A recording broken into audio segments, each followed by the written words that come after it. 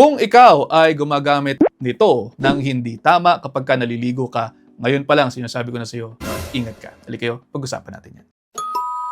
Ang tawag dito ay body scrub. Merong isang katulad nito, yung tinatawag na loofah. Isa itong accessory sa shower na pwedeng gamitin sa paglilinis ng ating katawan, pag-exfoliate ng ating balat. Goods yan na ginagamitan ng sabon para po mas ma-cleanse at mas stimulate ang blood circulation sa banyo at kailangan din ito para ma-exfoliate natin. Pero dahil nga po nakapag-exfoliate ito ng ating skin, which is good on one end, yung ilang dead skin cells natin dyan ay kung hindi magiging maayos ang pag-rinse, pwede po magdulot ng mas pagiging dull looking ng ating balat. Bukod dyan, alam nyo ba na kapag hindi tama ang paglilinis ninyo ng mga loofah at saka mga ganito, pagkatapos po ninyong gamitin ay pwede po magdulot ito ng infection sa susunod na beses ninyong gamitin yan. Sana po itinapon nyo na lang agad o sana ginawa nyo na lamang disposable. Pero alam naman natin na itong mga ganitong gamit hanggat hindi gula-gulanit, hindi po itatapon. Kapag yan po ay hinahayaan nyong mag-dry matapos ninyong gamitin, tapos hindi nyo po hinugasan ng maayos o hindi nyo piniga ng maayos, hindi nyo natatanggal yung sabon,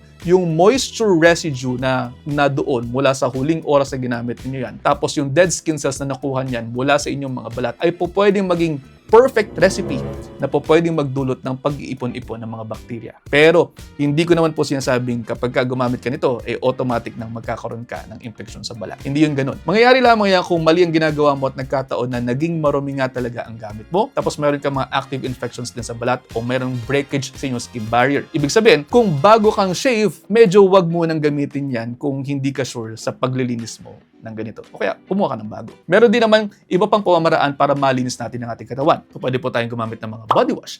Pwede rin po tayong gumamit ng mga body scrub na nabibili natin. Pwede rin sabon lamang na antibacterial. At pwede rin po ang washcloth na after gamitin, lalabahan agad at patutuyuin po ninyo. Mahalaga na patutuyuin po sa araw dahil again, ang moist environment ay pwede pong pamugaran ng mga bakterya na pwedeng harmful sa atin. Kaya tandaan, minsan, may mga bagay na mas okay ng tuyo kaysa sa basa. At sana po may natutunan kayo. Kung meron man, pakishare sa inyong mga kaibigan. Baka sakaling mas marami pa tayo matulungan. See you ulit sa episode. Ingat.